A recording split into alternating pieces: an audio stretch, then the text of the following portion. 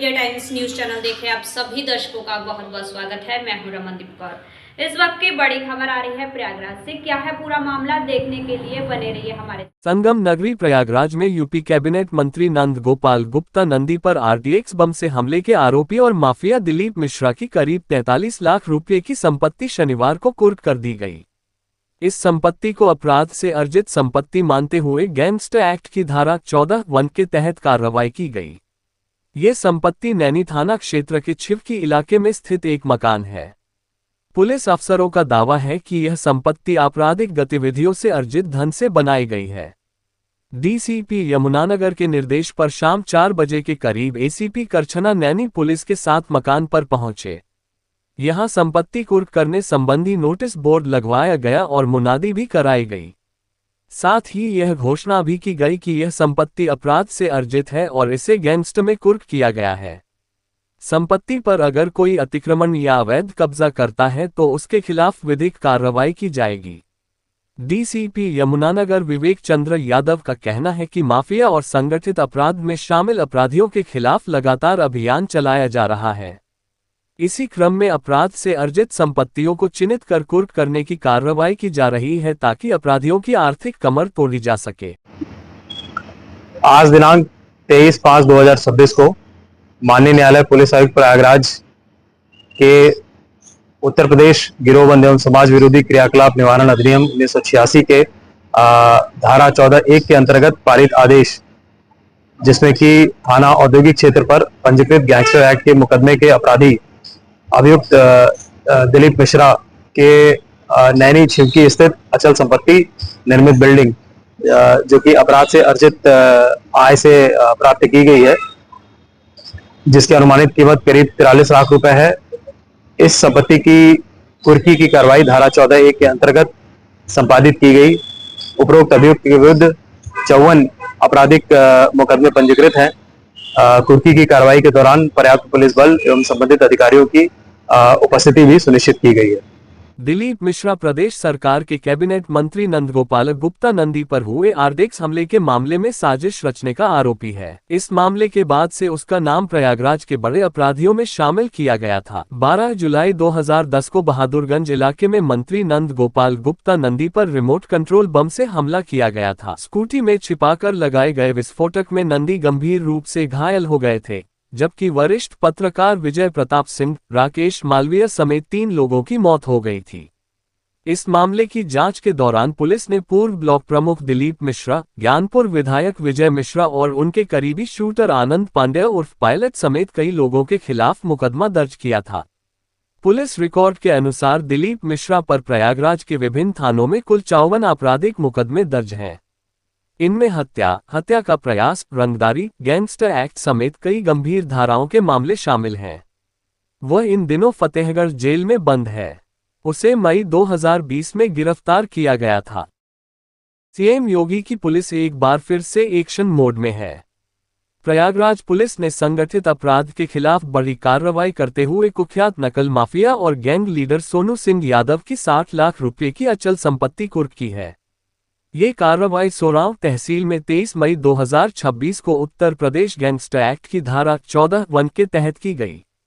सोनू सिंह यादव, जो कटरा कोड़िहार नवाबगंज कमिश्नरेट प्रयागराज निवासी स्वर्गीय मिश्रीलाल के पुत्र हैं, ने अपनी पत्नी शारदा यादव के साथ मिलकर अपराध से अर्जित धन से यह संपत्ति खरीदी थी। कुर्क की गई संपत्ति में आराजी संख्या 366.0.1380 हेक्टेयर और आराजी संख्या 367.0.1400 हेक्टेयर शामिल हैं। कुल 0.2780 हेक्टेयर में से विक्रेता वसीम के 0.0695 हेक्टेयर के आधे भाग यानी 347.5 वर्ग मीटर को जब्त किया गया है।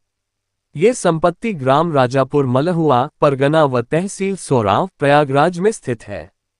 जानकारी के अनुसार सोनू सिंह यादव लगभग 5 साल पहले रेलवे की ग्रुप डी भर्ती परीक्षा में सेंधमारी के आरोप में एसटीएफ द्वारा गिरफ्तार किया गया था। जांच में खुलासा हुआ था कि वह अपने कुछ साथियों के साथ मिलकर प्रतियोगी परीक्षाओं में धांधली कर छात्रों को अनुचित लाभ पहुंचाते हुए नौकरी दिलाने का काम करता था।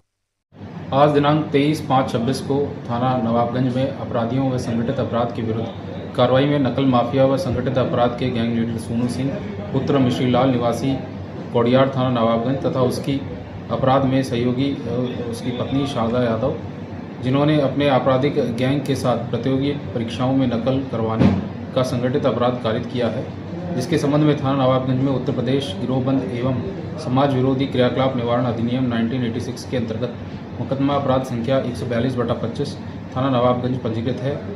उक्त अभियोग में धारा 14(1) के प्रावधान के तहत नकल माफिया सोनू सिंह व उसकी पत्नी शारदा के द्वारा अपराध से अर्जित अचल संपत्ति, जो कि ग्राम राजापुर मलुहा तहसील सोराव में स्थित है, को आज एसडीएम सोराव तथा एसीपी सोराव की मौजूदगी में कुर्क किया गया है।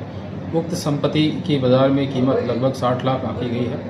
गैंग लीडर सोनू के विरुद्ध विभिन्न थानों में 7 तथा शारदा के विरुद्ध 3 अभियोग पंजीकृत हैं। इस प्रकार से निरंतर संगठित अपराध और अपराधियों के विरुद्ध कार्रवाई प्रचलित रही। इस मामले की शुरुआती जांच में कई अन्य नाम भी सामने आए थे, जिनमें कुछ सफेदपोश लोग भी शामिल थे। तत्कालीन एसएसपी सत्यार्थ अनिरुद्ध पंकज और एसीपी सोराव आईपीएस अशोक वेंकट ने इस नकल माफिया गिरोह का भंडाफोड़ किया था। हालांकि जांच के दौरान जिले के कप्तान और क्षेत्राधिकारी का तबादला हो जाने से जांच प्रभावित हुई थी।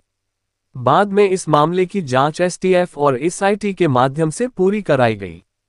सीएम योगी की पुलिस एक्शन मोड में है और नकल माफियाओं पर सख्त कार्रवाई प्रयागराज पुलिस की देखने को मिली है। बता दें, सोराव तहसील में 14(1) के तहत गैंगस्टर एक्ट के तहत आज करीब 350 वर्ग गज जमीन नकल माफिया की कुर्क की गई है। बता दें, आज से 5 साल पहले सोनू यादव सिंह की जो रेलवे का ग्रुप डी का एग्जाम था, उसमें सेधमारी का मामले में गिरफ्तार किया गया था और जिसके बाद ये अब बड़ी कार्रवाई देखने को मिली। बता दें, उस समय के तत्कालीन एसएसपी सिद्धार्थ अनिरुद्ध पंकज और जो एसीपी वेंकट के थे, उन्होंने इसका खुलासा किया था और कुछ सफेद पोश के इसमें शामिल होने की भी मामले सामने आए थे, जिसके बाद उनका तबादला हो गया था और जांच प्रभावित हुई थी, जिसके बाद ये जांच पूरी एसटीएफ और एसआईटी को सौंपी गई और ऐसे में अब बड़ी कार्रवाई फिर से एक बार प्रयागराज में देखने को मिली है, जिसमें प्रयागराज की गंगानगर पुलिस ने ये बड़ी कार्रवाई की है। बता दें, सोनू यादव जो कि नवाबगंज कौड़ियार का रहने वाला है और इस पे अब बड़ी कार्रवाई देखने को मिली, जिसने अवैध तरीके से अपनी पति के साथ ये संपत्ति अर्जित की थी, जिसकी आज बड़ी कार्रवाई देखने को मिली है। और अब देखना होगा कि आगे जिस तरह से नकल माफियाओं के हौसले बुलंद, उन पर पुलिस किस तरह से लगाम कसेगी और किस तरह से उन्हें सलाखों के पीछे भेजेगी, ये देखने वाली बात होगी। वीडियो जर्नलिस्ट शामू कुशवाहा के संग सैयद मोहम्मद आमिर, प्रयागराज। यूपी में गन कल्चर और बाहुबलियों को मिले शस्त्र लाइसेंसों पर इलाहाबाद हाई कोर्ट ने सख्त रुख अपनाया है। कोर्ट ने राजा भैया, बृजभूषण सिंह, अब्बास अंसारी और धनंजय सिंह समेत 50 से ज्यादा बाहुबलियों और रसूखदारों की आपराधिक कुंडली यूपी सरकार से तलब की है। साथ ही इन लोगों को मिली सरकारी सुरक्षा और गन लाइसेंस की भी जांच के आदेश दिए गए हैं। न्यायमूर्ति विनोद दिवाकर की एकल पीठ ने गृह विभाग के अधिकारियों को फटकार लगाते हुए 26 मई तक विस्तृत जांच रिपोर्ट पेश करने को कहा है। कोर्ट ने साफ निर्देश दिए हैं कि संबंधित जिलों के पुलिस कप्तान और कमिश्नरेट के पुलिस आयुक्त लिखित अंडरटेकिंग देंगे कि कोई भी जानकारी छिपाई नहीं गई है। अगर तथ्य छिपाए गए तो संबंधित अधिकारी व्यक्तिगत रूप से जिम्मेदार माने जाएंगे। संत कबीरनगर निवासी जयशंकर उर्फ बैरिस्टर ने हाईकोर्ट में याचिका दाखिल कर आरोप लगाया था कि शस्त्र लाइसेंस जारी करने में नियमों की अनदेखी की जा रही है। इसी याचिका पर सुनवाई करते हुए कोर्ट ने प्रदेश भर में जारी हथियार लाइसेंसों और दागी लोगों को मिली सुरक्षा पर सवाल खड़े किए। सरकार की ओर से दाखिल हलफनामे में बताया गया कि प्रदेश में इस समय 10,08,953 शस्त्र लाइसेंस जारी हैं। इनमें 6,062 ऐसे लोग शामिल हैं जिन पर 2 या उससे अधिक आपराधिक मुकदमे दर्ज हैं। इसके अलावा 23,000 से अधिक आवेदन लंबित हैं और करीब 20,960 परिवारों के पास एक से ज्यादा शस्त्र लाइसेंस मौजूद हैं। इन आंकड़ों पर हैरानी जताते हुए कोर्ट ने कहा कि कई मामलों में स्थानीय पुलिस प्रभावशाली लोगों की जानकारी छिपा लेती है, इसलिए पारदर्शिता जरूरी है। हाईकोर्ट ने कहा कि हथियारों का सार्वजनिक प्रदर्शन समाज में भय और असुरक्षा पैदा करता है। कोर्ट ने टिप्पणी की कि अगर हथियार आत्मरक्षा के बजाय डराने और दबदबा बनाने का जरिया बन जाएं, तो वे सुरक्षा नहीं बल्कि खौफ पैदा करते हैं। बेंच ने कहा कि ऐसा समाज जहां हथियारबंद लोग ताकत के दम पर प्रभाव कायम करें, वह न तो शांतिपूर्ण हो सकता है और न सुरक्षित। कोर्ट ने नोएडा, मेरठ, आगरा, बरेली, लखनऊ, प्रयागराज, वाराणसी, गोरखपुर और कानपुर जोन के कई चर्चित बाहुबलियों और अपराधियों की जानकारी तलब की है। इनमें राजा भैया, बृजभूषण सिंह, धनंजय सिंह, डॉक्टर उदयभान करवरिया, अब्बास अंसारी, विजय मिश्रा, मदन भादो, हाजी याकूब कुरैशी, राजन तिवारी, विनीत सिंह, ब्रिजेश सिंह, खान मुबारक, अजय प्रताप सिंह उर्फ अजय सिपाही, संजय सिंह सिंगला, अतुल वर्मा, सुधाकर सिंह, गुड्डू सिंह, अनूप सिंह, लल्लू यादव, बच्चू यादव और जुगनू वालिया समेत कई बड़े नाम शामिल हैं। कोर्ट ने पूछा है कि इन लोगों को किस श्रेणी की सुरक्षा मिली हुई है, कितने पुलिसकर्मी तैनात हैं और इनके पास कितने हथियार लाइसेंस हैं। मई का महीना में गर्मी ने अपना असली रूप दिखाना शुरू कर दिया है। इन दिनों कई जिलों में तापमान 45 डिग्री से ऊपर पहुंच गया है। वहीं मौसम विभाग ने प्रदेश के कई इलाकों में हीटवेव का अलर्ट भी जारी किया है। वहीं संगम नगरी प्रयागराज में मई के महीने में लोगों को गर्मी ने बेहाल कर दिया है, जिससे कहीं न कहीं लोग हैरान परेशान हैं। इसी क्रम में प्रयागराज वासी भी इस गर्मी की तपन से बेहाल परेशान है और सड़कों पर मुंह ढक कर निकल रहे हैं। सड़क पर नगर निगम द्वारा की जाने वाली प्याऊ की व्यवस्था नदारद है। कई जगह वाटर एटीएम लगाए गए हैं पर काम नहीं कर रहे, इससे लोगों को पीने का पानी खरीदना पड़ रहा है। वहीं बिजली कटौती से भी लोग परेशान हैं, तो बिजली विभाग ने ट्रांसफार्मर को ठंडा रखने के लिए कूलर लगाया है। वहीं गर्मी से बचने के लिए लोग तो तरल पदार्थ साथ ही पानी का इस्तेमाल कर रहे हैं। गर्मी से बचने के लिए टोपी और गमछा का इस्तेमाल करते दिखाई दिए। अभी से गर्मी का ये हाल है तो आगे में क्या होगा? हाँ नहीं है, आने जाने वाले राहगीर भी देखिए आप, वो भी आ रहा है बेचारा गरीब, उसको पानी की व्यवस्था नहीं है। गर्मी इतनी ज़्यादा है कि हम लोग घर से निकलते हैं तो फिर अंगोछा और सब चीज़ टांग करके चलते हैं। यही सब है, अब उसके अलावा क्या बताएं हम आप। नहीं सर, बहुत सन्नाटा, ग्राहक निकले में इतना गर्मी है तो ग्राहक निकलवे नहीं करेगा तो कैसे दुकानदारी होगा। उत्तर प्रदेश में भीषण गर्मी का प्रकोप लगातार जारी है। आसमान से बरस रही आग से आम लोगों का जनजीवन अस्त व्यस्त हो गया है। वहीं प्रयागराज में पारा 46 डिग्री के पार पहुंचने से गौस हॉस्पिटल के डॉक्टर फिरोज अहमद ने आम लोगों को कुछ खास सावधानियां बरतने का सुझाव दे रहे हैं। प्रयागराज समेत उत्तर प्रदेश में भीषण गर्मी का सितम जारी है। वहीं इन दिनों प्रयागराज में लगातार तापमान में हो रही बढ़ोतरी से लोगों का जीना मुश्किल हो गया। वहीं डॉक्टर फिरोज ने आम लोगों से बिना वजह घरों से बाहर न निकलने की सलाह दिया है। तेज धूप और आसमान से बरस रही आग से बचाव के लिए पेय पदार्थों का सेवन करने और चिलचिलाती गर्मी में घरों से निकलने से पहले शरीर को ढक और पेट भरकर पानी पीने की अपील किया है। हालांकि यूपी के प्रयागराज में इस भीषण गर्मी को देखते हुए मौसम विभाग ने आने वाले दिनों में तापमान में और भी बढ़ोतरी की चेतावनी दिया है। साथ ही शासन प्रशासन ने आम लोगों के मोबाइल फोन पर लगातार बढ़ रही गर्मी को लेकर अगले 24 घंटों में हीट स्ट्रोक के कहर का अलर्ट जारी किया है। टेम्परेचर इस वक्त बहुत ज़्यादा बढ़ गया है शहर में और पॉल्यूशन भी काफ़ी तेज़ी के साथ बढ़ा हुआ है।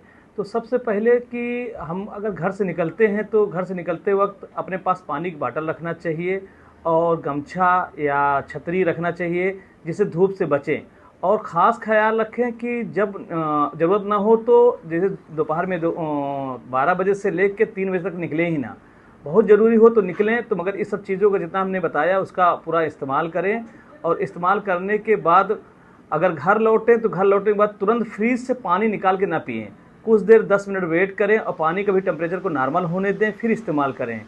और देखिए, ख़ास तौर के घर से निकलने से पहले आपको एक ख़ास ख्याल रखना है कि पानी को अच्छी तरह पी के निकलें जिससे कि हाइड्रेट रहें।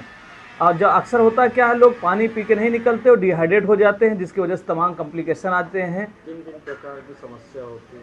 देखिए, इसमें जो सबसे आम होती है डिहाइड्रेट होने पे लूज मोशन है, उल्टी है, लेटरिन है, पेट में दर्द है, इस तमाम तरह की परेशानियों को से हमको लोगों को सामना करना पड़ता है। तो हम आपको इससे बताना चाहेंगे कि सादा खाना खाएं, लिक्विड डाइट का ज़्यादा इस्तेमाल करें, इलेक्ट्रॉल, एनर्जाल, इस तरह की तमाम जो चीज़ें इस वक्त हैं उसका ज़्यादा से ज़्यादा इस्तेमाल करने की कोशिश करें। दही वगैरह है, सैलेड है, ये सब चीज़ों का इस्तेमाल करें। प्रयागराज में 2 छोटे भाइयों ने मिलकर बड़े भाई की कुल्हाड़ी से काटकर हत्या कर दी। मृतक संतोष 45 साल शनिवार सुबह ही मुंबई से घर लौटा था। इस दौरान बचाव में आई उसकी भाभी भी घायल हो गई। हत्या के बाद दोनों आरोपी मौके से फरार हो गए। चीख पुकार सुनकर आसपास के लोग मौके पर पहुंचे और पुलिस को सूचना दी। पुलिस ने शव को कब्जे में लेकर पोस्टमार्टम के लिए भेज दिया, जबकि घायल महिला को अस्पताल में भर्ती कराया। मृतक की पत्नी अर्चना की तहरीर पर 5 नामजद लोगों के खिलाफ एफआईआर दर्ज की गई है। यह वारदात मोवाइमा थाना क्षेत्र में शनिवार सुबह करीब 8 बजे हुई। संतोष की पत्नी अर्चना की तहरीर पर पुलिस ने 5 लोगों के खिलाफ मुकदमा दर्ज किया है। आरोपियों में अशोक कुमार विश्वकर्मा 37 साल, विनोद कुमार विश्वकर्मा 33 साल, अशोक की पत्नी नीलम विश्वकर्मा 35 साल, विनोद की पत्नी नीलम विश्वकर्मा 30 साल और अशोक का बेटा रोहित शामिल है। थाना महुआइमा के अंतर्गत आज सुबह 9 बजे के आसपास थाने पर सूचना प्राप्त हुई कि ग्राम बादलपुर में मकान व पैतृक भूमि के बंटवारे को लेकर सगे भाइयों में वाद विवाद व मारपीट हुई है, जिसमें बड़े भाई जिसका नाम संतोष कुमार है की मृत्यु हो गई है। सूचना पर तत्काल थाना पुलिस पहुंची तथा मेरे द्वारा और फील्ड यूनिट के द्वारा भी घटनास्थल का निरीक्षण किया गया।